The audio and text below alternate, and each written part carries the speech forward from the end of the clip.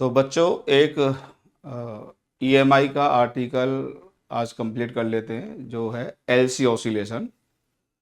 तो LC oscillation काफ़ी important article है और इसमें बेसिक कॉन्सेप्ट एसएचएम का यूज होता है। तो ये तो मेरे लिए पॉसिबल नहीं होगा कि यहाँ पर मैं एसएचएम के कॉन्सेप्ट्स को आपको पढ़ा दूँ, लेकिन काफ़ी कुछ एक्सप्लेन कर दूँगा, ठीक है।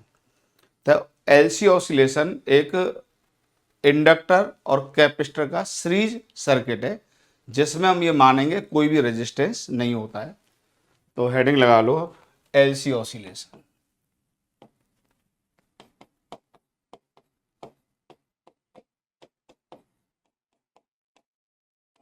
एलसी ऑसिलेशंस, जैसा कि ऑसिलेशंस शब्द से ही समझ में आ रहा है कि यहाँ पर इलेक्ट्रिक चार्ज और करंट के ऑसिलेशंस होने हैं, इलेक्ट्रिक एनर्जी और मैग्नेटिक एनर्जी के भी ऑसिलेशंस होने हैं। तो इसमें सबसे पहले जैसे ये कैपेसिटर है और ये किसी बैटरी से हमने पहले चार्ज कर लिया, इसमें कोई रेजिस्टेंस नहीं है। ये इंडक्टर है, अभी स्विच ओपन है और कैपेसिटर पर मान लेते हैं चार्ज। तो पहले तो मैं आपको यहीं पे कॉन्सेप्ट बता देता हूं कि ये कई स्टेट से स्टार्ट होता है। कई बार स्विच जब हम क्लोज करते हैं तो कैपेसिटर पर चार्ज जीरो होता है और केवल इंडक्टर में करंट होता है। वो क्वेश्चंस के थ्रू आपको सब चीज़ें क्लियर हो जाएंगी। बेसिक कॉन्सेप्ट पहले समझ लो। कई बार क्या होता है, इस प्लेट पर पॉजिटिव चार्ज होता है, इस पर नेगेटिव चार्ज होता है, इसके हिसाब से कई चीज़ें होती हैं। तो अजम्पशन इसमें पहले क्या क्या है ये जरा समझ लो। अजम्पशन पहला है no resistance in the circuit,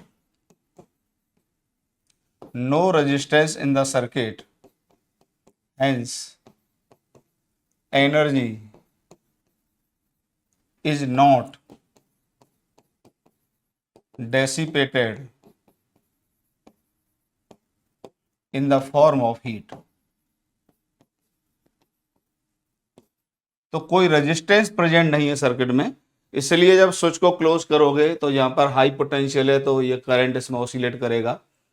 तो कोई भी एनर्जी का लॉस नहीं हो रहा है, पहली बात। मतलब जितनी कैपेसिटर में एनर्जी है उतनी एनर्जी प्रेजेंट रहेगी। दूसरा लॉस असल में इसमें एक और होता है, क्योंकि कैपेसिटर की प्लेटों के बीच में इलेक्ट्रिक फील्ड टाइम के अकॉर्डिंग चेंज करेगा और टाइम के रेस्पेक्ट में चेंज करेगा, तो यहाँ पे ईएम वेव का फॉर्मेशन भी हो जाता है और ईएम वेव्स के फॉर्म में भी एनर्जी डेसिपेट होती है या रेडिएट होती है। तो उस लॉस को भी हम यहाँ पर मान के चलेंगे कि नहीं हो रहा है। तो सेकंड जो हम अज्यूम करेंगे, no radiation loss, no radiation loss. अगर हमने ये बात मान ली कि सर्किट में कोई भी रेजिस्टेंस नहीं है और कोई भी रेडिएशन का लॉस नहीं हो रहा है, तो इसका मतलब अब हमारी जो एनर्जी है वो 100% क्या होगी, कंजर्व होगी। उसमें कोई दिक्कत नहीं है, 100% क्या होगी, कंजर्व होगी। ठीक है, इतना नोट कर लीजिए। अब मैं इसको अगले पेज पर ले लेता हूं।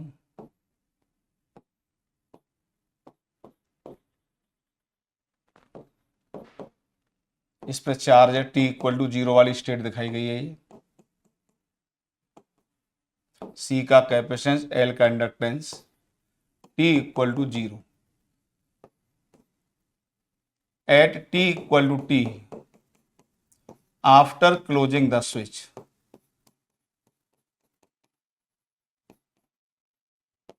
After closing the switch.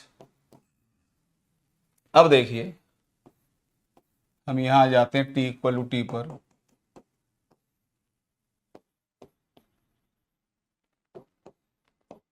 तो ये सब बात है तो आपको क्लियर है कि जैसे ही स्विच को क्लोज करेंगे सडनली, तो इंडक्टर इसमें कोई भी करंट को फ्लो होने नहीं देगा, क्योंकि यहाँ पे एक इंड्यूस ईएमएफ जनरेट होता है। ये सब आप ईएमआई वाले चैप्टर में सीख चुके हैं। तो टी इक्वल टू टी पर मान लीजिए हम आ जाते हैं और अब यहाँ पर चार्ज आ चुका है क्यू, हो चुका है क्यू, चार्ज घट के हो गया क्यू। ठीक है, ये क्यू क्या है, charge on the capacitor at T equal to T.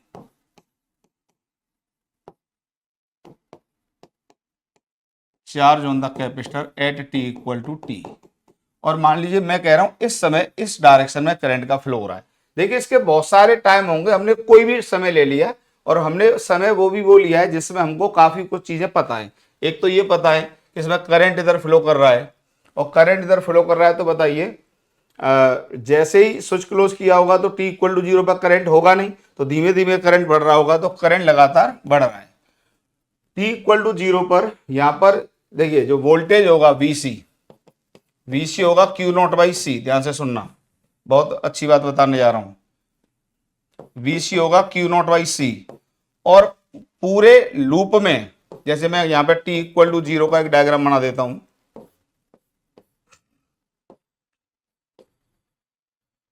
ये टी इक्वल टू 0 का है, तो अभी तो कोई चार्ज इसमें से फ्लो किया नहीं होगा, तो यहाँ पे क्यू नॉट है, यहाँ पे माइनस क्यू नॉट है, तो बताइए यहाँ पे जो वीसी हो जाएगा ये कितना होगा, क्यू नॉट बाई सी। अच्छा, पूरे लूप में वोल्टेज तो 0 होना है, तो यहाँ पे जो L D I by D T होगा ये भी कितना होगा पता है, क्यू नॉट बाई सी होगा। कहने का मतलब इस समय वोल्टेज मैक्सिमम है, क्योंकि कैपेसिटर के अक्रॉस वोल्टेज मैक्सिमम है, इसलिए इंडक्टर के अक्रॉस भी वोल्टेज क्या है, मैक्सिमम। तो जब टी इक्वल टू टी आएगा तो बताओ अब इस समय वी सी कितना है, क्यू बाई सी। तो जब यहाँ पे वोल्टेज घटा तो यहाँ पर भी वोल्टेज घटा हुआ, और पूरे लूप में वोल्टेज 0 होना है, तो बताइए अगर हम केवीएल लगा भी लेंगे तो वोल्टेज 0 आना चाहिए। इसलिए जितना वोल्टेज यहाँ पर होगा सेम पोलैरिटी के साथ वोल्टेज यहाँ होना चाहिए, तभी एक दूसरे को क्या करेंगे, नलीफाई करेंगे। क्यों, इधर अगर आप केवीएल लगाते हैं और ऐसे करके मूव करते हैं तो यहां से वोल्टेज इंक्रीज किया, फिर यहां से वोल्टेज डिक्रीज किया, ठीक है। तो जितना बढ़ा उतना घटा, तो पूरे लूप का वोल्टेज क्या हो गया, 0 हो गया। तो जब वोल्टेज यहां घटेगा तो यहां भी घटेगा। अच्छा, जब वोल्टेज यहां घटेगा, अच्छा दूसरा, इलेक्ट्रिक एनर्जी कमजोर हो रही है तो मैग्नेटिक एनर्जी बढ़ेगी, तो मैग्नेटिक एनर्जी बढ़ेगी तो वो करंट भी क्या करेगा, बढ़ेगा। पर अगर मैं आई को लिखना चाहता हूं plus minus D Q by D T, ये फंडा बहुत कंफ्यूजन करता है बच्चों को, तो आई को बताइए मैं प्लस लिखूंगा कि माइनस। देखिए यहाँ पे माइनस आएगा बिना सोचे समझे, क्यों, क्योंकि टाइम बढ़ रहा है, तो आई को लिखेंगे minus D Q by D T. क्यों, क्योंकि टाइम बढ़ रहा है लेकिन चार्ज कैपेसिटर का क्या हो रहा है, कम हो रहा है।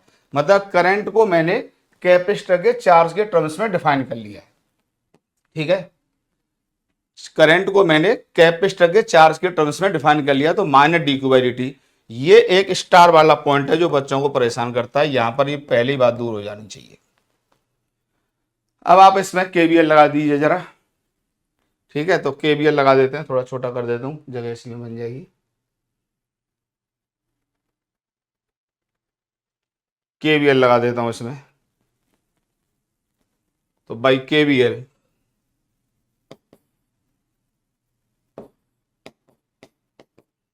Eight T equal to T, T equal to T पर केवीएल लगाते हैं, तो बताइए इधर चलेंगे तो L D I by D T, यहां से क्या आएगा, minus Q by C equal to 0, ठीक। तो यहां से आ जाता है L D I by D T equal to Q by C. अच्छा, एक बार इसको डिफरेंशिएट और कर दो, या आई को आप लिख दीजिए minus D Q by D T, यहां लिख लीजिए, तो ये आ जाता है L D upon D T, और आई को लिख दिया आपने minus D Q by D T equal to हो गया क्यू बाई सी। आप इसको देखेंगे तो ये आ जाएगा minus L D two Q upon D T square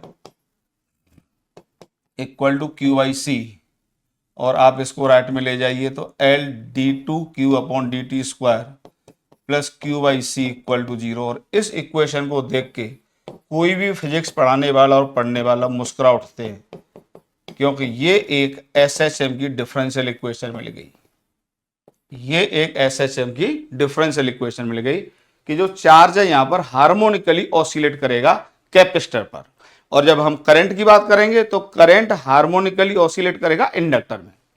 तो ये एक स्टैंडर्ड एसएचएम की इक्वेशन है, जिसको कंपेयर आप किससे करते हैं, D two Q upon D T square plus omega square, Q बराबर 0, तो यहाँ से ओमेगा की वैल्यू आ जाती है 1 अपॉन एल सी। और ध्यान देने वाली बात यह है कि जो ओमेगा है वो केवल इंडक्टेंस और कैपेसिटेंस पर डिपेंड कर रहा है, वो चार्ज पर डिपेंड नहीं कर रहा है। मतलब किसी भी सर्किट की ये नेचुरल ऑसिलेशन की फ्रीक्वेंसी हो गई, जो कि इंडक्टर और कैपेसिटर उसी सर्किट के जो सर्किट एलिमेंट हैं उन्हीं की वैल्यू पर डिपेंड करेगी, इसके अलावा वो किसी भी बात पर डिपेंड नहीं करेगी। तो ये natural frequency of oscillations of the circuit, natural frequency of the circuit, natural frequency of the circuit, इतना नोट कर लीजिए। ठीक, इतना नोट कर लीजिए। मैं अगले पेज पे चलता हूं। अच्छा देखो, इसी क्वेश्चन को मैं एनर्जी कंजर्वेशन से भी फाइंड आउट कर सकता हूं।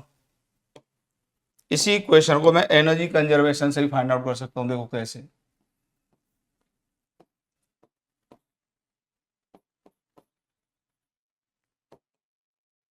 ये इंडक्टर, ये स्विच, इस पे चार्ज है, यहाँ पे क्यू नॉट, यहाँ पर माइनस क्यू नॉट।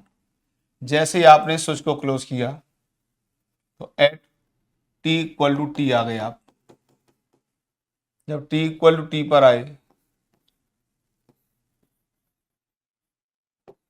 तो इसमें कोई करंट होगा इंडक्टर में, और यहाँ पे कोई क्यू का चार्ज होगा। ठीक है, यहाँ पर माइनस क्यू होगा। तो जितनी इनिशियल इलेक्ट्रिक एनर्जी कैपेसिटर में यहाँ प्रेजेंट थी, उतनी इंडक्टर और कैपेसिटर में मिला के यहाँ पर एनर्जी होगी। तो इनिशियल एनर्जी कितनी थी बताइए, Q naught square upon two C, और यहाँ पर एनर्जी कैपेसिटर में कितनी होगी, Q square upon two C plus half L I square.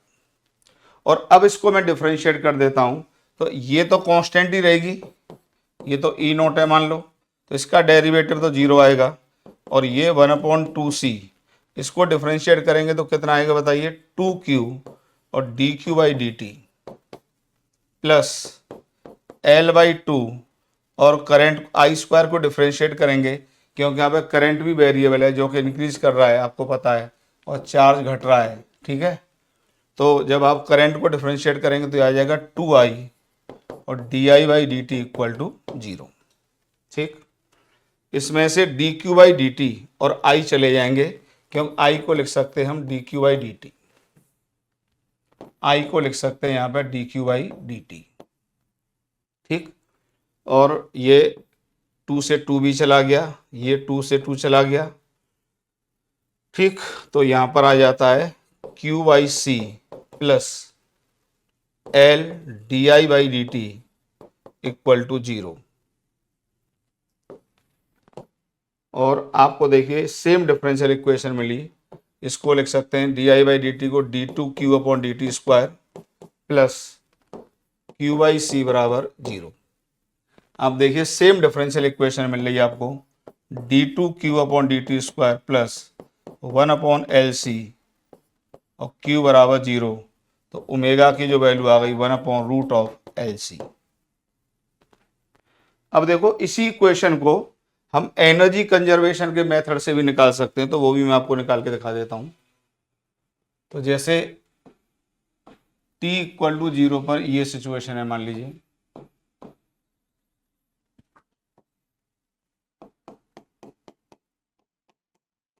Plus Q naught minus Q naught inductance cell का, तो स्विच क्लोज करने के बाद t इक्वल टू टी पर आ जाते हैं।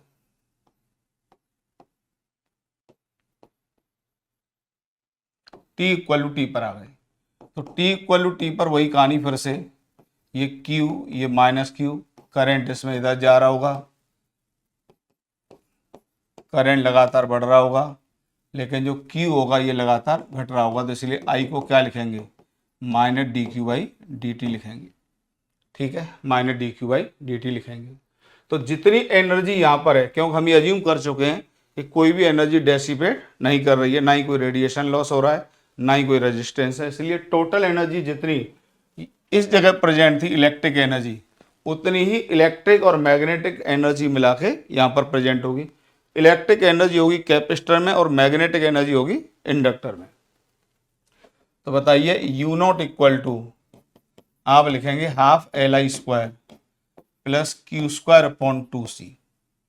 ध्यान रखना यू नॉट कॉन्स्टेंट है, तो अब इसको डिफ्रेंशिएट कर देते हैं, क्योंकि आप लोगों ने एसएचएम में पढ़ा होगा कि एसएचएम के क्वेश्चंस को जब एनर्जी मेथड से करते थे तो टोटल एनर्जी किसी भी टाइम पर लिख के हम क्या करते थे, उसको डिफरेंशिएट करते थे। तो उसको डिफरेंशिएट करेंगे तो कांस्टेंट का डिफरेंशिएशन 0 आएगा और ये आएगा हाफ एल एल, और आई इसमें वेरिएबल है तो ये आएगा 2i और di/dt। ध्यान रखना यहाँ पे आई टाइम के रेस्पेक्ट में इंक्रीज कर रहा है, इसलिए di/dt को मैंने प्लस लिखा है।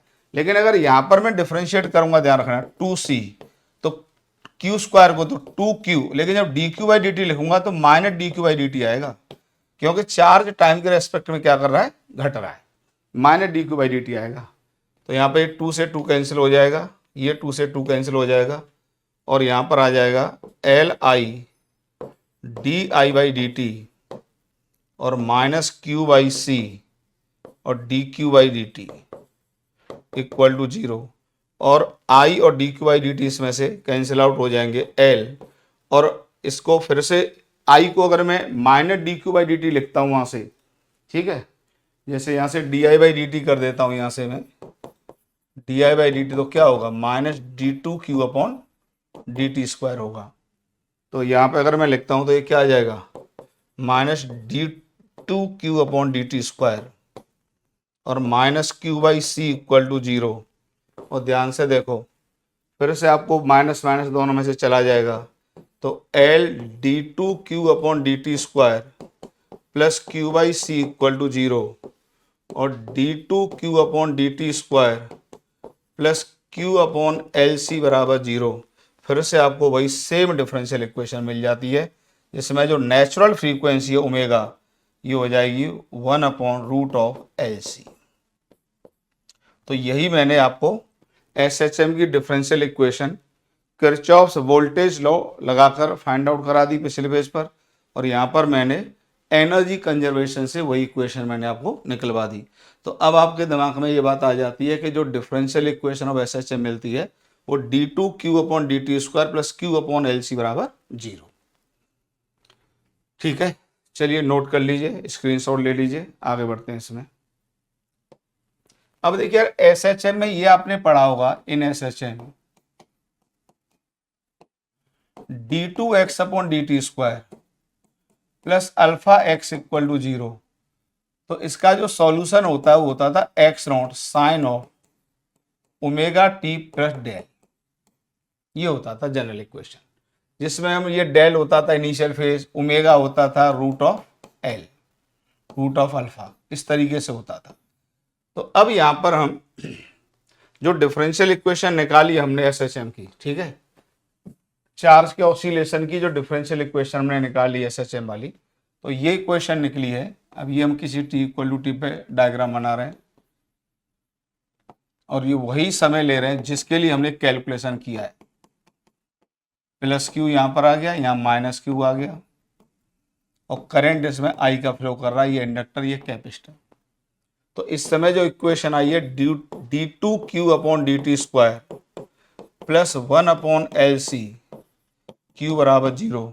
तो इसके सॉल्यूशन क्या होंगे बताइए। चार्ज जो इस समय लिखा जाएगा, ये कैपेसिटर पे जो चार्ज होगा ये होगा Q0 maximum value sine of omega T plus del. अब देखिए मैं मान के चल रहा हूं कि t इक्वल टू 0 पर बताइए Q की वैल्यू कितनी थी। अच्छा, इसी प्लेट को मैं रेफरेंस ले लेता हूं। रेफरेंस का मतलब है अगर मैंने ये रेफरेंस ले लिया तो t इक्वल टू 0 पर मैं वैल्यू लिखूंगा -Q0, लेकिन अगर ये प्लेट मैंने रेफरेंस ले ली है तो t इक्वल टू 0 पर वैल्यू कितनी लिखूंगा मैं, प्लस Q0 लिखूंगा। तो यहां से आ जाएगा, जब आप इस इक्वेशन में पुट कर देंगे तो क्या आएगा बताइए, प्लस Q0 इक्वल टू, यहाँ पर आपने Q0 ही लिखा है साइन ऑफ, और t इक्वल टू 0 आप इस इक्वेशन में पुट कर दीजिए तो साइन ऑफ डेल आ जाएगा। तो साइन डेल इक्वल टू +1 आ जाएगा और डेल इक्वल टू π/2 आएगा। ध्यान रखना 3π/2 नहीं आएगा, क्योंकि डेल इक्वल टू 3π/2 पर इसकी वैल्यू -1 हो जाएगी, और हम एक कंप्लीट साइकिल के लिए बात करें तो +1 साइन में केवल π/2 पर आता है, तो इनिशियल फेज इसका कितना होगा, π/2 होगा। ठीक, तो फिर t इक्वल टू टी पर चार्ज ऑन द कैपेसिटर आ जाएगा Q0 sine of omega T plus π/2। तो चार्ज ऑन द कैपेसिटर है टी इक्वल टू टी आ गया Q naught cos of omega T, ये आ गया, ये एक्सप्रेशन आ गया। तो इसको हल्का सा माइंड में सेट भी कर लिया जाता है कि अगर इस प्लेट को रेफरेंस लें और जो एलसी सर्किट है टी इक्वल टू जीरो पर एक ऐसी स्टेट से स्टार्ट हो रहा है जिस समय कैपेसिटर पे चार्ज क्या है, मैक्सिमम है, तो ये इक्वेशन आती है। और अगर हम करंट को फाइंड आउट करें तो करंट था minus D Q by D T. अब यहाँ पे कंफ्यूजन बच्चों को आता है कि सर माइनस क्यों लगा दिया, क्यों, मैंने इसी स्टेट पे बात कर रहा हूँ तो इसी स्टेट में करंट निकाल लेता हूँ, क्योंकि इसी टाइम पर मैंने चार्ज निकाला है तो इसी टाइम पर करंट फाइंड आउट कर लेता हूँ। तो इस पॉइंट ऑफ टाइम पर तो चार्ज टाइम के हिसाब से क्या कर रहा है, घट रहा है ना, क्यू क्या कर रहा है इस मूवमेंट पे, एट दिस मूवमेंट घट रहा है ना, अगले मूवमेंट पे क्या होगा वो अकॉर्डिंगली सेट हो जाएगा एट दिस मूवमेंट। तो इसको डिफरेंशिएट करेंगे तो ये आ जाएगा माइनस क्यू नॉट ओमेगा और इसका डिफरेंशिएशन आएगा कॉस का माइनस साइन ओमेगा टी। तो आई इक्वल टू आ जाता है Q naught omega sine of omega T.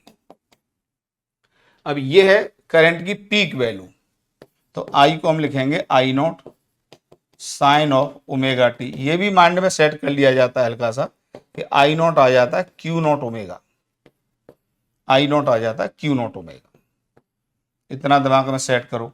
इसको मैं एनर्जी कंजर्वेशन से फिर प्रूव कर सकता हूं कि आई नॉट जो आएगा वो क्यू नॉट ओमेगा कैसे आएगा, जरा देखो कैसे आएगा। चलो छोटा कर देते हैं थोड़ा, बगल में निकाल देंगे। देखिए ये छोटी सी जगह में आ जाएगा, छोटा सा डायग्राम देख लो। जब कैपेसिटर पे पूरी एनर्जी है तो यहाँ पे चार्ज आपने क्यू नॉट लिया था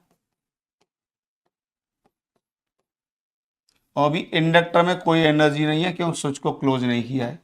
जब कंप्लीट एनर्जी इंडक्टर में चली जाएगी तो कैपेसिटर पे कोई चार्ज नहीं बचेगा। और अब इसी समय करंट क्या होगा, मैक्सिमम होगा, करंट मैक्सिमम होगा क्योंकि complete energy of the capacitor store in the inductor. तो एनर्जी कंजर्वेशन लगा दीजिए, जो इलेक्ट्रिक एनर्जी है वो कंप्लीटली किस में कन्वर्ट हो गई, मैग्नेटिक एनर्जी में। तो यू सी बराबर यू एल, तो ये आ जाएगा Q naught square point two C equal to half L I naught का स्क्वायर, हाफ से हाफ चला जाता है तो आई नॉट मुझे फाइंड आउट करना था, तो ये आ जाता है Q naught upon root L C. और root L C one upon root L C क्या डिफाइन किया था, याद करो हमने पिछले पेज पर, ये हमने फाइंड आउट किया था। देखिए ओमेगा मतलब natural frequency of the circuit, तो ये आ जाएगा क्यू नॉट बाई ओमेगा। तो यहाँ से आई नॉट की वैल्यू आ जाती है, नहीं सॉरी ओमेगा नहीं, डिवाइड में नहीं आएगा, उसमें आएगा मल्टीप्लीकेशन में आएगा, क्योंकि ये वन अपॉन एल सी को ओमेगा कह रहे हैं ना, one upon L root L C को ओमेगा कह रहे हैं ना, इसको हम ओमेगा कह रहे हैं ना बेटा, तो ये आ जाएगा क्यू नॉट ओमेगा।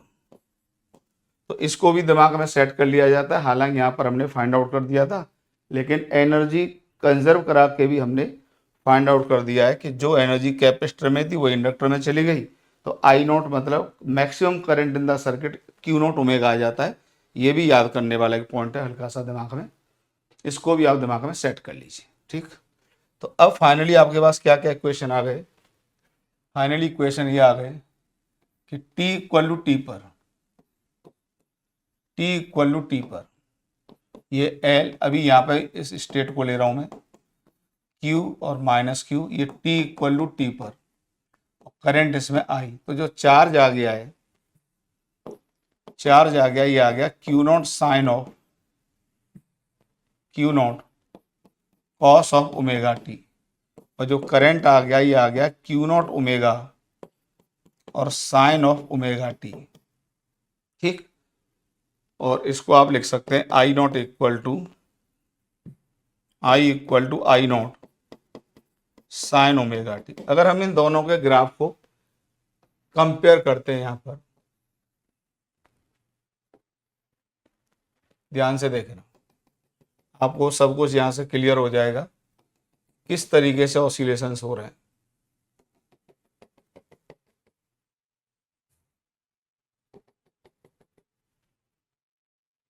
एक मिनट दोबारा,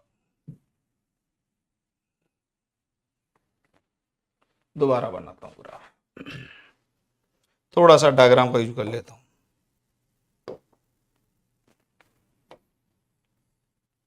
ये यूज कर लेता हूँ।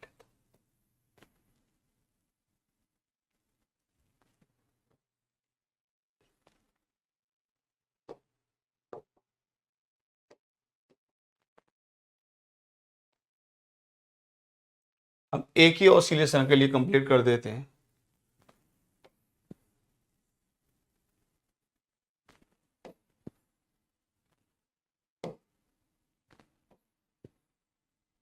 देखो जरा, अब ये है, देखिए दोनों की फ्रीक्वेंसी सेम है, फ्रीक्वेंसी सेम है, तो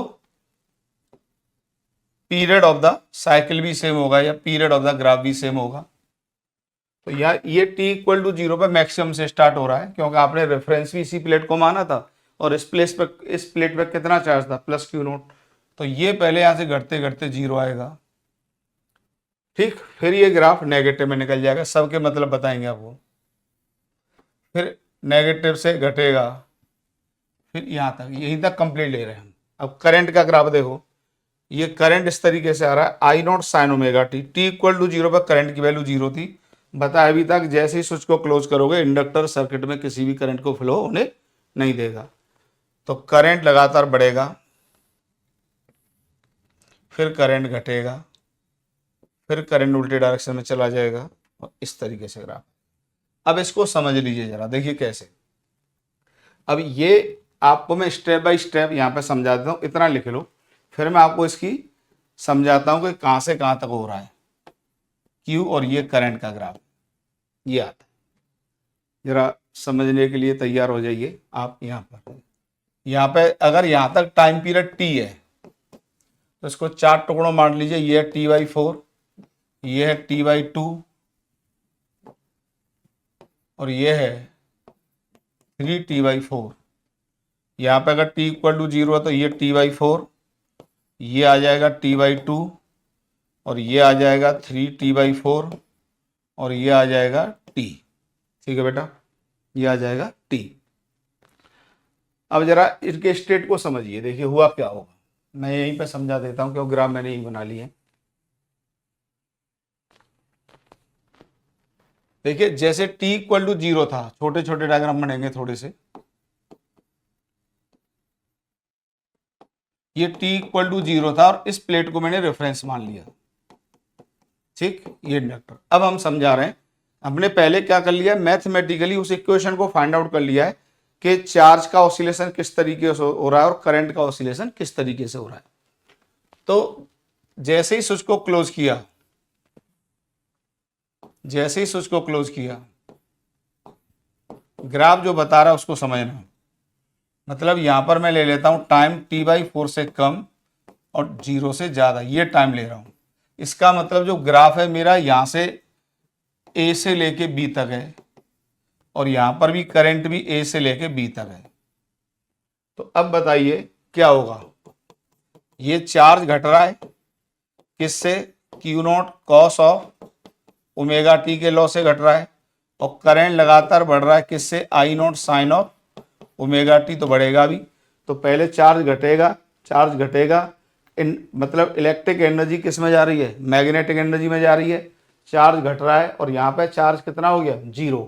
तो जैसे t इक्वल टू t/4 आएगा, तो कैपेसिटर पे चार्ज हो जाएगा 0।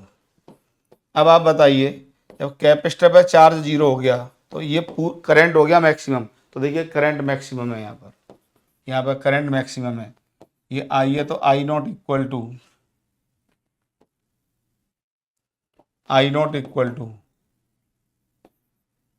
क्यू नॉट ओमेगा आया था निकल के, ठीक है।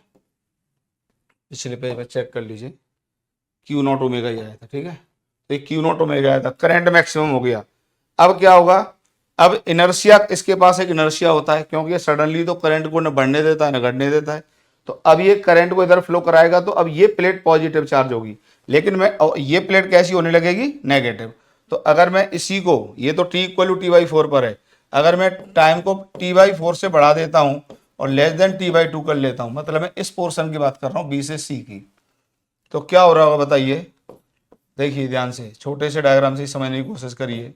इस समय क्या हो रहा होगा कि करंट इसमें जबरदस्ती जा रहा होगा, तो इस पर पॉजिटिव चार्ज ला रहा होगा, इस पर नेगेटिव चार्ज आ रहा होगा, तो ये प्लेट अब नेगेटिव होने लग गई।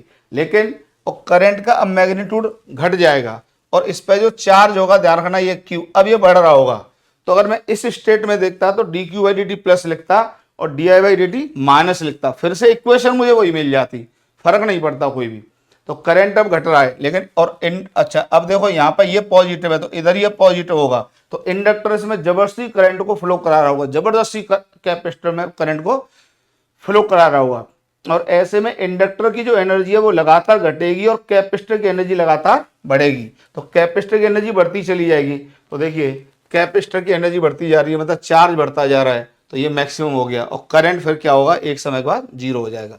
फिर ये उल्टा काम स्टार्ट हो जाएगा, फिर कैपेसिटर इधर से इंडक्टर को चार्ज करना शुरू कर देगा। ठीक है, तो कैपेसिटर का चार्ज फिर घटना शुरू होगा। तो देखो, लेकिन रेफरेंस ये वाली प्लेट ली थी तो ये नेगेटिव है, तो अभी रहेगा तो नेगेटिव ही, तो नेगेटिव में घटना शुरू घटते घटते फिर जीरो, और फिर ये कैपेसिटर फिर इसको उल्टा चार्ज करना शुरू कर देगा, तो वही साइकिल हमको फिर से मिलने लगेगी। इस तरीके से एलसी ऑसिलेशन होते रहते हैं। इसी में हम एनर्जी का ग्राफ और देख लेते हैं जरा, एनर्जी ग्राफ्स।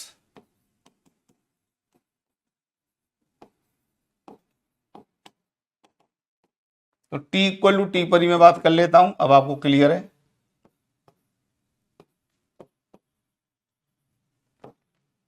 ये इंडक्टर, यहाँ पे चार्ज माइनस क्यू का प्लस क्यू का, कैपेसिटर, इसमें करंट आई, तो अभी अभी जो निकाला है उसके अकॉर्डिंग क्यू बराबर Q naught cos of omega T, और जो करंट है ये है आई नॉट और साइन ऑफ ओमेगा टी।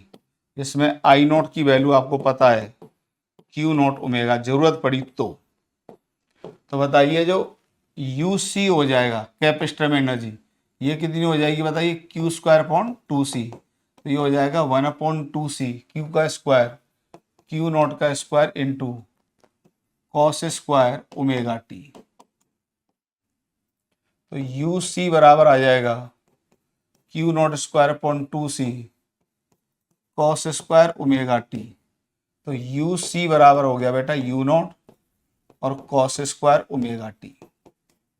ठीक, इसी तरीके से जो इंडक्टर में एनर्जी होगी ये हो जाएगी हाफ एल आई का स्क्वायर। तो यू एल इक्वल टू, जब आप इसको स्क्वायर करोगे तो ये आ जाएगा हाफ एल आई नॉट का स्क्वायर और साइन स्क्वायर ओमेगा टी।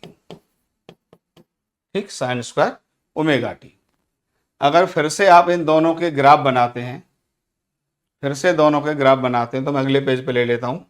तो U L equal to U naught sine square omega T, sine square omega T. अगले पेज पे ले लेता हूं एनर्जी के ग्राफ्स को। तो यू सी बराबर आया था बेटा यू नॉट और कॉस स्क्वायर ओमेगा टी, और यू एल आया था you naught sine square omega T.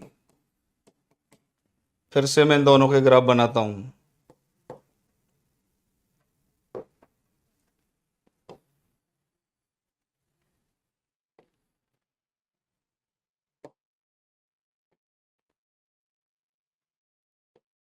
फिर से मैं दोनों के ग्राफ बनाता हूं।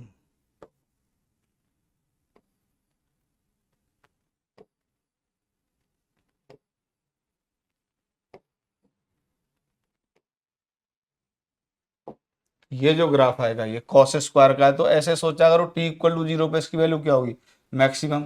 अच्छा नेगेटिव तो होगा नहीं, तो ये मैक्सिमम होगी टी इक्वल टू जीरो पे, तो यहाँ से घटते घटते फिर जीरो आएगा, फिर बढ़ते बढ़ते मैक्सिमम आएगा, फिर घटते घटते जीरो आएगा, फिर बढ़ते बढ़ते मैक्सिमम आएगा, फिर घटते घटते जीरो आएगा। लेकिन ये इसके जब ये तो है आपका यू सी और इसमें ले रहा हूँ मैं यू इंडक्टर, तो इंडक्टर पर टी इक्वल टू जीरो पर एनर्जी क्या है, जीरो।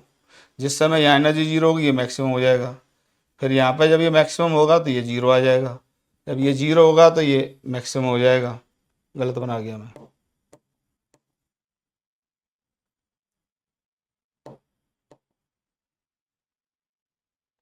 इसको मैं गलत बना गया, एक मिनट। इस तरीके से मिनिमम हो जाएगा, ये जब मैक्सिमम तो ये जीरो, फिर ये जीरो तो ये मैक्सिमम, क्यों energy half L I square का है, तो ये जीरो और मैक्सिमम के बीच में नेगेटिव एनर्जी की यहाँ पर कोई बात नहीं हो रही। और वैसे भी साइन स्क्वायर और कॉस स्क्वायर के ग्राफ कभी नेगेटिव में नहीं जाते हैं, इस तरीके से आएगा। अब आप ध्यान से देख लीजिए, यहाँ पर जो वैल्यू होगी वो कितनी होगी, ये आप इसको ऐसे कैलकुलेट कर लिया करिए कि ये वैल्यू पहली बार जीरो कब होगी, तो omega T equal to pi by two, तो T equal to pi upon two omega. ठीक। अच्छा, इसकी एक साइकिल कहाँ पर कंप्लीट हो रही है, ध्यान से देखिए, तो इसकी एक साइकिल कंप्लीट हो रही है यहाँ पर,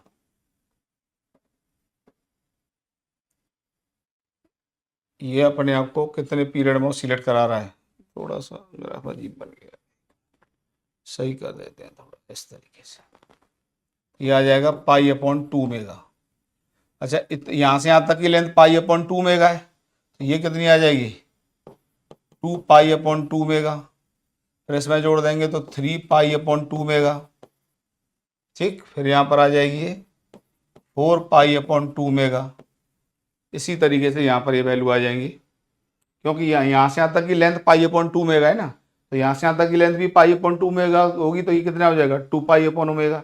फिर इसमें पाई अपॉन ओमेगा जोड़ोगे तो three pi upon two omega, फिर इसमें आप पाई अपॉन टू मेगा जोड़ोगे तो four pi upon two mega. इस तरीके से आ जाएगा। यहाँ पर भी यही सेम वैल्यू आ जाएंगी। तो अब आपको यहाँ पर ग्राफ से समझ में आ रहा होगा कि जब कैपेसिटर में एनर्जी मैक्सिमम होती है तो यहाँ पर मिनिमम होती है।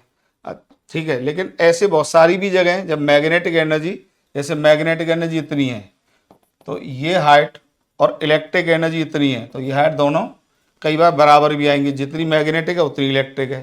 तो ये टाइम होगा यहाँ पर भी वो टाइम होगा जब दोनों एनर्जी क्या होंगी, बराबर होंगी।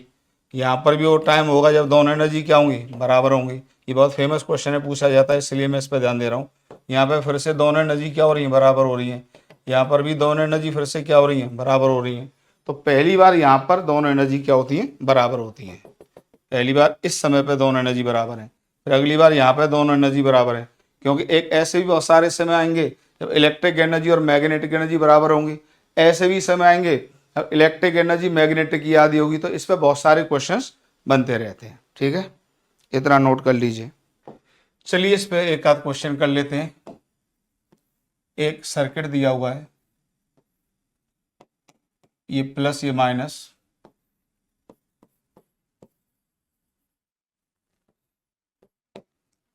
और कैपेसिटेंस की वैल्यू दे रखी है 100 माइक्रोकूलम, सॉरी माइक्रोफेरेड, और कैपेसिटर पर चार्ज दिया हुआ है 10 माइक्रोकूलम इस मूवमेंट पर, और इसमें करंट भी फ्लो कर रहा है आई, इसकी वैल्यू है 10 मिली एम्पियर।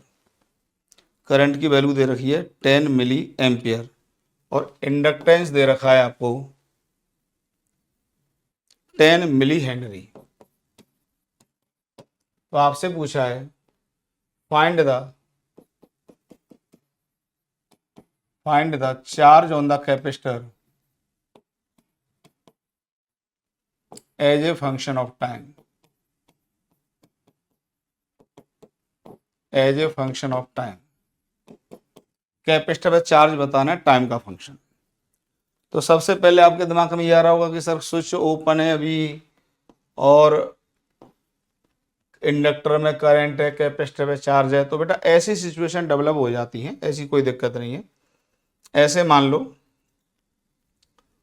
कि एक इंडक्टर रहा होगा, यहाँ पे एक बैटरी लग रही होगी, ठीक, और अचानक से यहाँ से एक कैपेसिटर भी रहा होगा इस इधर, और कैपेसिटर पे पहले से चार्ज रखा होगा, और ये स्विच होगा इधर, ये स्विच इधर होगा, ये स्विच यहाँ पर, ठीक है, इधर इस तरीके से। और अब यहाँ पे एक चार्ज होगा, इसमें तो करंट फ्लो कर ही रहा होगा, और अचानक से इस स्विच को यहाँ पे शिफ्ट कर दिया होगा। तो जब यहाँ पे अचानक से शिफ्ट कर दिया होगा तो आपको ये जो सर्किट है वो यही सर्किट मिल जाएगा जो दिखाया हुआ है। ठीक है, तो ऐसे सर्किट डेवलप हो जाते हैं, इसमें ऐसी कोई टेंशन की जरूरत नहीं है, क्योंकि पहले से कैपेसिटर को चार्ज करके रखा हुआ है किसी वोल्टेज पर या कोई चार्ज देके, और इंडक्टर में करंट फ्लो कर रहा था इस बैटरी से, स्टेडी स्टेट में इंडक्टर रहा होगा, और सडनली स्विच को यहाँ पर फेंक दिया या उसको शिफ्ट कर दिया। ठीक है, तो इस तरीके से ये सिचुएशन डेवलप हो जाती है। तो इसमें ऐसा कोई कन्फ्यूजन की जरूरत नहीं है कि सर ये कैसे आ गया। अब स्विच को t=0 पर क्लोज कर दिया, तो हमारा तो एक ही तरीका है, हम इक्वेशन क्या लेके चलेंगे, Q0 और sine of omega T plus del, और मैं रेफरेंस इसी प्लेट को मान लूंगा, इसी प्लेट को मैं रेफरेंस ले लूंगा। ठीक, तो सबसे पहले एक तो ओमेगा चाहिए, तो ओमेगा के बारे में तो मैंने आपको बता ही दिया था कि वो तो सर्किट की प्रॉपर्टी होती है। तो ओमेगा की वैल्यू तो सीधे सीधे निकल ही आएगी 1/√LC, जिसकी वैल्यू कितनी आएगी जरा बताइए, √L। L कितना दिया है, L दिया 10 मिली हेनरी, तो 10⁻³ C कितना दिया है बताइए, C दिया हुआ है 100 माइक्रोफेरेड, तो 100 × 10⁻⁶ ये आ गया यहाँ से। तो ये 1 2 3 ये चला गया यहाँ से, तो ओमेगा की वैल्यू आ गई 1/1 × 10⁻³ तो ये आ जाता है 1000 रेडियन पर सेकेंड। तो ओमेगा तो आपने पहले फाइंड आउट कर लिया। अब ओमेगा फाइंड आउट कर लिया, एक डेल चाहिए, Q0 चाहिए। Q0 कैसे निकालेंगे बताइए, Q0 में क्या होगा, Q0 तो तब वो वैल्यू होगी ना चार्ज की जब पूरी इलेक्ट्रिक और मैग्नेटिक एनर्जी दोनों मिला के कैपेसिटर में स्टोर हो जाएंगे, उसी समय तो चार्ज मैक्सिमम होगा। तो आप इसमें एनर्जी कंजर्वेशन लगा दो कि जो इस समय इलेक्ट्रिक एनर्जी और जो मैग्नेटिक एनर्जी है वो पूरी कैपेसिटर में स्टोर हो गई, तो वो Q0 की वैल्यू निकल आएगी। तो हम लगा देंगे UL + UC = U0। ठीक, तो इंडक्टर में इस समय कितनी एनर्जी है, ½ Li² प्लस कैपेसिटर में कितनी एनर्जी है, Q²/2C। और जब ये पूरी इलेक्ट्रिक एनर्जी में कन्वर्ट हो जाएगी तो कैपेसिटर में कितनी एनर्जी होगी, Q0²/2C की वैल्यू आ जाएगी। तो हाफ तो सब में से चला ही गया, तो L की वैल्यू आपको दे रखी है 10 मिली हेनरी, तो 10⁻³ और I करंट की वैल्यू 10 मिली एम्पियर, तो 10⁻³ प्लस चार्ज की वैल्यू कितनी दी हुई है बताइए, 10 × 10⁻⁶² अपॉन 2C। C की वैल्यू दे रखी है 100 × 10⁻⁶ equal to Q0² upon 2C। C की वैल्यू दे रखी है 100 × 10⁻⁶। ठीक, तो जब इसको आप सॉल्व करते हैं तो मेरे पास इसका आंसर है डायरेक्ट, मैंने पहले से सॉल्विंग कर ली है, इससे आपको दिक्कत ना हो। तो यहाँ से Q0 की वैल्यू जो आ जाती है, टाइम किल ना हो, 10√2 माइक्रोकूलम, ये Q0 की वैल्यू आ जाती है। तो Q0 मिल गया आपको, ओमेगा यहाँ से मिल गया, ये सॉल्व आप कर लेना। ठीक है, डेल और निकालना है, तो मुझे पता है कि t=0 पे चार्ज कितना है, 10 माइक्रोकूलम, और Q0 कितना है, 10√2 माइक्रोकूलम। तो मैं यहाँ से इसकी वैल्यू भी निकाल देता हूँ। तो टू फाइंड डेल, थोड़ा इसको छोटा कर देते हैं कैलकुलेशन।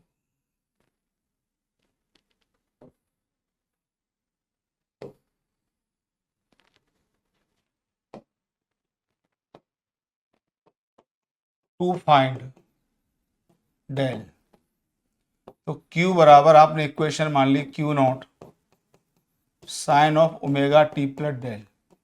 अब आपको पता है कि एट t=0 Q बराबर बताइए कितना दिया है, +10 माइक्रोकूलम, और Q0 की वैल्यू आपकी 10√2 माइक्रोकूलम आ चुकी है। तो आप यहाँ पे लिख देंगे 10 = 10√2 और साइन ऑफ डेल आ जाएगा, तो साइन डेल इक्वल टू ये कितना आ जाएगा बताइए, ये आ जाएगा 1/√2। अब जब साइन का ग्राफ बनाओगे तो ये ग्राफ आएगा। अब आपको +1/√2 वैल्यू चाहिए, तो ध्यान रखना ये दो वैल्यू आएंगी इसमें डेल की, एक ये आएगी और एक ये वैल्यू आएगी। ये कितनी होगी जरा बताइए, ये होगी यहाँ पे π/4, और ये कितनी होगी, ये पाई में से घटा दीजिए इसको, तो ये हो जाएगी 3π/4। और दो बातें ध्यान रखना, अब चार्ज की वैल्यू देख लो, अगर आप π/4 लेते हैं इसमें तो Q की वैल्यू आ जाएगी, दो ऑप्शन आएंगे, ध्यान रखना, दोनों में चेक करना सिखा देता हूँ। साइन ओमेगा टी प्लस π/4 आएगी, या तो charge as a function of time, या फिर Q बराबर Q0 की वैल्यू तो पता ही है, मेन तो फेज का ही कन्फ्यूजन रहता है बच्चों को, ओमेगा टी प्लस 3 पाई/4 ये आएगा।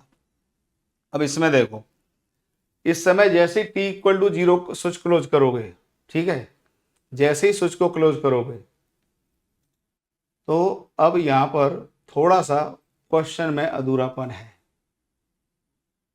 कोई अधूरापन नहीं है, क्योंकि ये इसको सपोर्ट करेगा तो करंट को तो बढ़ाएगा ही बढ़ाएगा, ठीक है, करंट को बढ़ाएगा तो चार्ज की वैल्यू क्या करेगी, घटेगी, तो चार्ज की वैल्यू घटेगी। तो अगर आप ये वाली इक्वेशन लेते हैं Q0 sin omega T plus 5/4, तो टी इक्वल टू 0 के बाद चार्ज की वैल्यू क्या कर रही है, बढ़ रही है।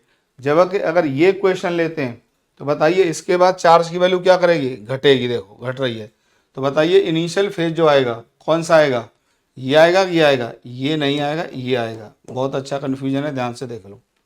मेरे हिसाब से समझ में नहीं आया है, मैं समझा देता हूँ फिर से मैं समझा देता हूँ, ये सब हटा के थोड़ा छोटा कर देता हूँ। तो अगर सिंपल है, आप t equal to 0 value put करो, t इक्वल टू वैल्यू इसमें 0 पुट करोगे तो q की एक वैल्यू आएगी Q0/√2 आएगी। अब जैसे ही यहाँ पे t की कोई वैल्यू पुट करोगे तो इस आर्गूमेंट की वैल्यू बढ़ गई, आर्गूमेंट की वैल्यू बढ़ गई, और π/4 के नेबरहुड में तो साइन की वैल्यू बढ़ जाती है ना, तो चार्ज बढ़ गया।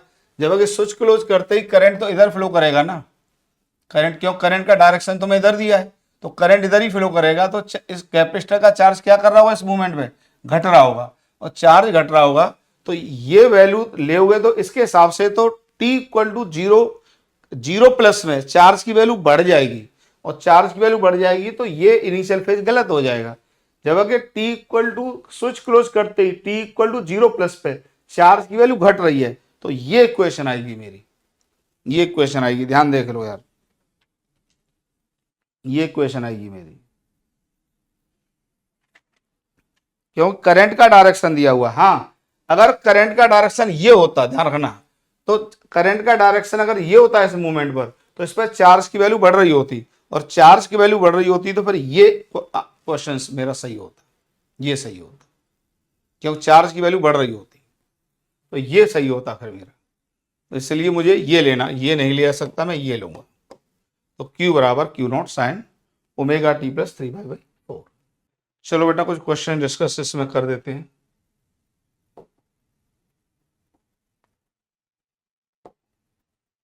कुछ क्वेश्चंस मैंने इसमें लिखे हैं, ये ले लेते हैं। ये जेई मेन 2023 का क्वेश्चन है। In an LC oscillator if value of inductance and capacitance become twice and 8 times respectively, मतलब L डैश को कितना कर दिया है 8L, और C डैश को कितना कर दिया है 2C। The value of inductance and capacitance become twice, मैंने उल्टा लिख दिया, कैपेसिटेंस को कर दिया कितना बेटा, सॉरी, इंडक्टेंस को 2L कर दिया और कैपेसिटेंस को 8C कर दिया respectively. Then the resonance frequency of the oscillator becomes x times, ठीक है। तो देखिए L0, सॉरी ओमेगा नॉट, पुरानी एंगुलर फ्रीक्वेंसी कितनी होगी 1/√LC होगी, नई एंगुलर फ्रीक्वेंसी कितनी होगी 1/√L डैश C डैश होगी, ठीक है। इसमें वैल्यू पुट कर दीजिए 1/√,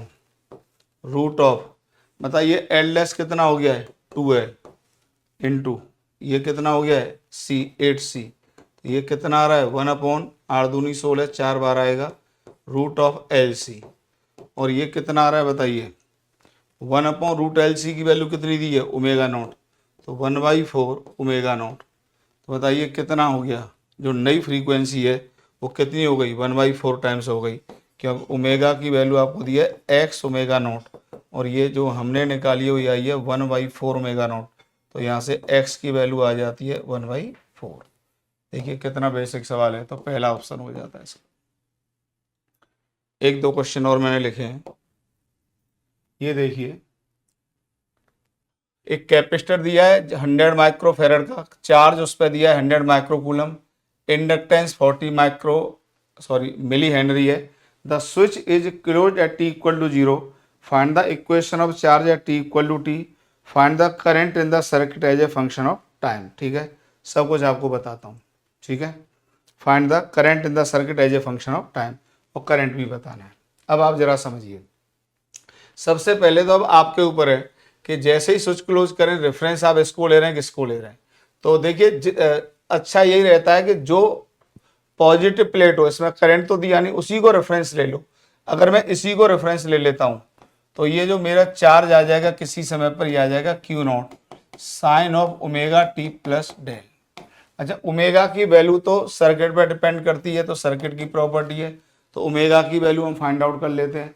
तो ओमेगा कितना आ जाएगा बताइए, 1/√ऑफ LC। तो ओमेगा की जो वैल्यू आ जाएगी √L। एल दिया है 40 इंटू 10⁻³ इंटू सी दिया है 100 इंटू 10⁻⁻6। तो यहाँ से 1 3 1 2 चला जाता है, तो ओमेगा इक्वल टू आ गया 1/2 इंटू 10⁻⁻3। तो ओमेगा की वैल्यू आ जाती है 1000 डिवाइडेड बाई 2। तो ओमेगा आ जाता है 500 रेडियन पर सेकेंड। ओमेगा ये आ जाता, ओमेगा आपको मिल गया। क्यू नोट की वैल्यू दे ही रखी है। अब डेल की वैल्यू आपको फाइंड आउट करनी है। तो डेल की वैल्यू कैसे फाइंड आउट करेंगे, तो देखो आपको ये मिल गया, क्यू नोट आपको 100 दिया ही है, साइन ऑफ ओमेगा आपको 500t मिल गया प्लस डेल। तो डेल को फाइंड आउट करने के लिए आप लिख दीजिए कि एट t इक्वल टू 0 बताइए क्यू बराबर कितना है, +100 ही है, माइक्रो कूलम ही लिख दिया मैंने। ध्यान रखना अगर मैं यहाँ पे माइनस लिखता तो उसके अकॉर्डिंगली चेंज हो जाता आंसर, पर या तो फिर वो ऑप्शन देख के समझ में आएगा कि क्या चाह रहा है, समझ में आ रहा है। एक दोनों ऑप्शन नहीं दिए होंगे, इसकी गारंटी है। तो मैंने रेफरेंस में तो जनरली वही ले लेता हूँ। जैसे मैं आपको जब कंसेप्ट क्लिप पढ़ा रहा था तो मैं रेफरेंस इस प्लेट को ले रहा था, वो इसलिए ले रहा था क्योंकि इसी पर पॉजिटिव चार्ज दिया था t इक्वल टू 0 पर। अब t इक्वल टू 0 पर इस पर पॉजिटिव चार्ज दिया, इसी को मैंने रेफरेंस ले लिया। ठीक है, तो यहाँ से आ जाएगा 100 इक्वल टू 100 साइन ऑफ, ये 0 बन जाएगा प्लस डेल, तो यहाँ से आ जाएगा साइन डेल इक्वल टू +1 और del equal to π/2।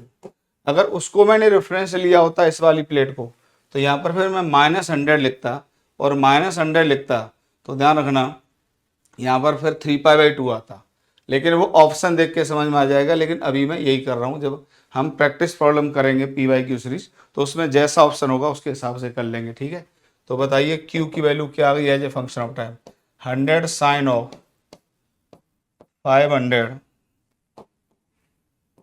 500t plus π/2।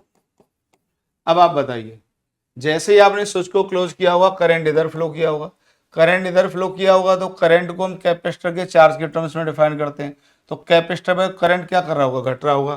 तो आई को क्या लिख रहे होंगे बताइए, सॉरी करंट घट रहा होगा, सॉरी चार्ज घट रहा होगा, तो आई को लिखेंगे -dq/dt, -dq/dt।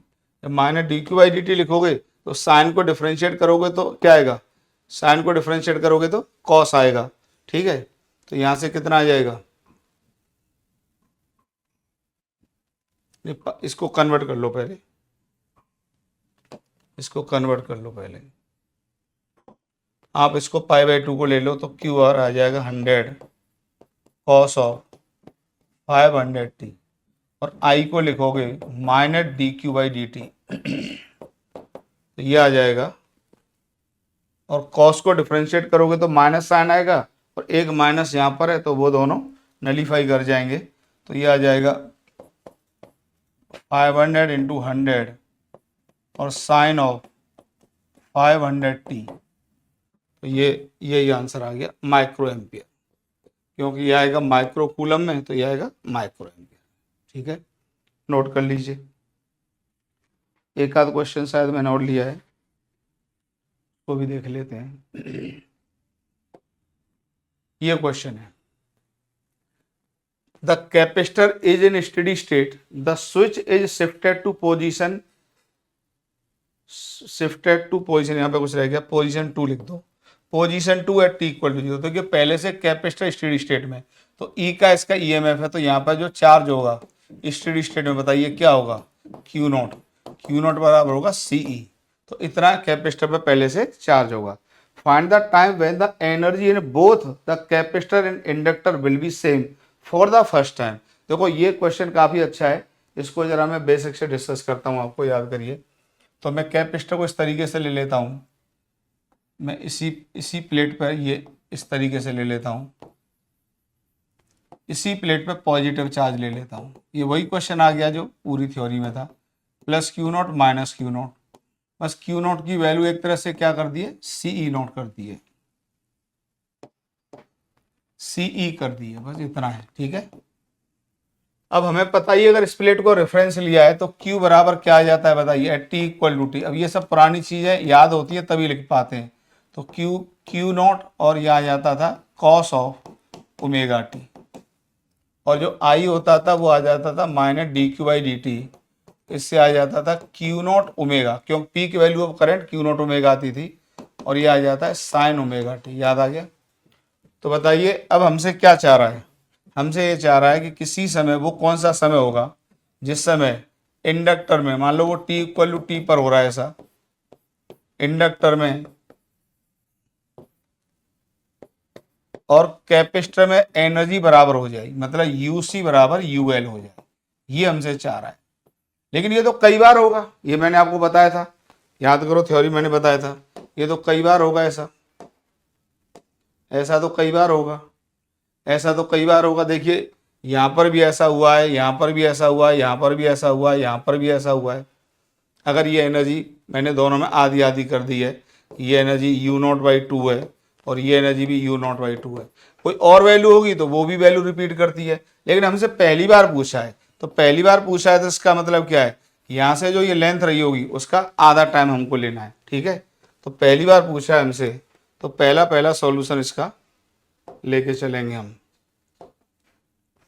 पहली बार पूछा है। तो अब एक बात बताइए, तो हम एक काम कर लेते हैं कि जिस समय इंडक्टर और कैपेसिटर में एनर्जी बराबर होती है उस समय इस पर चार्ज की वैल्यू निकाल लो और चार्ज की वैल्यू यहाँ पुट कर देना, तो बड़ी आसानी से सॉल्व होके आ जाएगा। ठीक है, तो कर देते हैं जरा। तो बताइए, ये एनर्जी दोनों बराबर चाह रहा है, इसका मतलब Q square upon two C plus half L I square equal to Q naught square upon two C, और ये टर्म बराबर है, तो इस टर्म को भी कितना लिख सकते हो, मतलब ये आपको दिया हुआ है Q square upon two C equal to कितना है, हाफ एल आई स्क्वायर। तो अब हाफ एल आई स्क्वायर की जगह कितना लिख दो, क्यू स्क्वायर अपॉन टू सी की वैल्यू पुट कर दो यहाँ पर। तो मैं इसको थोड़ा छोटा कर लेता हूँ,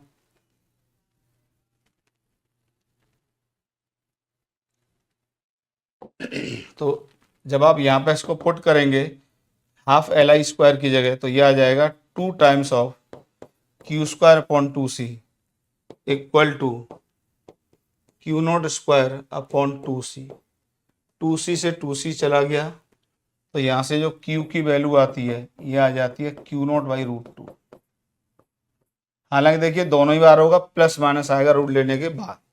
ठीक, तो जब ये वैल्यू यहाँ पुट करेंगे अब आप, तो Q बराबर आपको पता है Q naught cos of omega T. तो अब आप यहाँ पे लिख रहे हैं plus minus Q naught by root two equal to Q naught cos of omega T. तो यहाँ से कॉस ओमेगा टी जो आ जाता है वो ये आ जाता है plus minus one by root two. अब देखिए ध्यान से, जो चार्ज है तो चार्ज का ग्राफ ये आया था, इस तरीके से आया था। तो देखिए जो चार्ज की value plus one by root two तो यहाँ आएगी, यहाँ अगर ये क्यू नॉट है तो ये चार्ज की वैल्यू कॉस ओमेगा टी का ग्राफ ये आता है, तो plus one by root two यहाँ आएगा और minus one by root two यहाँ आएगा। तो ये वैल्यू और ये वैल्यू और ये वैल्यू, तो ये वो टाइम है t1 जब चार्ज कॉस ओमेगा टी की value plus one by root two होगी। ये t2 का वो समय जब कॉस ओमेगा टी की value minus one by root two होगी। फिर ये t3 वो समय जब इसकी वैल्यू फिर से minus one by root two होगी। फिर जब ऊपर जाएंगे तो फिर ये t4 का समय आएगा। पर आप ये बताइए कि सबसे पहला टाइम कौन सा है, क्योंकि आपसे पहला टाइम पूछा है, तो वो t1 है। तो पहली बार t1 पे हुआ तो जो सॉल्यूशन आपका आ जाएगा ओमेगा टी का वो 0 से पाई बाई टू के बीच में आ जाएगा। तो 0 से पाई बाई टू के बीच में, तो बताइए plus one by root two को लेना चाहोगे पहले कि minus one by root two को, तो obviously plus one by root two को। तो फॉर फर्स्ट टाइम के लिए हम लिख देंगे कि फॉर टी मिनिमम टाइम के लिए हम लिख देंगे कॉस ओमेगा टी बराबर कितना आ जाएगा, plus one by root two आ जाएगा। ठीक, तो ओमेगा टी की जो वैल्यू आ जाएगी पाई बाई फोर, और t equal to pi by four omega, और ओमेगा की वैल्यू हम शायद निकाल चुके हैं, इसके लिए फिक्स आएगी, कितनी आएगी, LC आएगी। तो ये आ जाएगा π/4√LC, क्यों 1/ओमेगा है, ये आंसर आएगा। ठीक, नोट कर लीजिए, नोट कर लीजिए। देखिए पहली बार पूछा है तो वो तो चार्ज की वैल्यू कई बार रिपीट हो रही है, लेकिन पहली बार यही वैल्यू हमें लेनी पड़ेगी जो 0 से π/2 के बीच वाला सॉल्यूशन होगा, इसलिए आंसर ये आएगा। ये क्वेश्चन एकदम आसान है। ये सर्किट दिया हुआ है, दो इंडक्टर दिए हुए हैं, दोनों सीरीज कॉम्बिनेशन में, दो कैपेसिटर दिए हैं, दोनों का पैरेलल कॉम्बिनेशन है, और find the natural frequency of the oscillation. इस सर्किट के लिए नेचुरल फ्रीक्वेंसी ऑफ ऑसिलेशंस पूछी है। तो नेचुरल फ्रीक्वेंसी ऑफ ऑसिलेशंस किसी चार्ज या करंट पर तो डिपेंड करती नहीं है, वो तो सर्किट की प्रॉपर्टी है। तो यहाँ पर आप सीधे सीधे दोनों को पैरेलल में लेना चाहेंगे, तो बताइए यहाँ से सी इक्विवेलेंट कितना आ जाएगा। जब कैपेसिटर पैरेलल में होते हैं तो सीधे सीधे जुड़ जाते हैं, कितना आ जाएगा बताइए, ये आ जाएगा C+2C बराबर 3C। और इंडक्टर सीरीज में होते हैं तो सीधे सीधे जुड़ जाते हैं, तो L इक्विवेलेंट कितना आ जाएगा, L+2L बराबर 3L। तो बताइए जो ओमेगा आ जाएगा ये 1/, ये LC होता है, ओमेगा को हम लिख देंगे L equivalent into C equivalent, तो ओमेगा की जो वैल्यू आ जाएगी 1/, L इक्विवेलेंट कितना है बताइए 3L, और C इक्विवेलेंट कितना है बताइए 3C, तो ओमेगा इक्वल टू 1/3√LC आ जाएगा। यही इसका आंसर है। ठीक है, तो मैंने इसमें काफ़ी दो चार पांच क्वेश्चंस भी आपको करा दिए, बेसिक मैंने कवर कर दिया। ये समझ लीजिए नीट और जेई मेंस के लिए तो सफिशिएंट है, और एडवांस के लिए भी बेसिक क्वेश्चंस के लिए सफिशिएंट मैंने बता दिया है। लेकिन कुछ एडवांस में इसके अच्छे क्वेश्चंस काफ़ी आए, तो वो मैं एडवांस सीरीज जब आपका जेई मेन कंप्लीट हो जाएगा तभी स्टार्ट करूँगा। पर अभी फ़िलहाल मैं एडवांस के कुछ टफ क्वेश्चंस को नहीं इसमें इंक्लूड कर रहा हूँ। ठीक है, तो यहीं पर रुकते बेटा।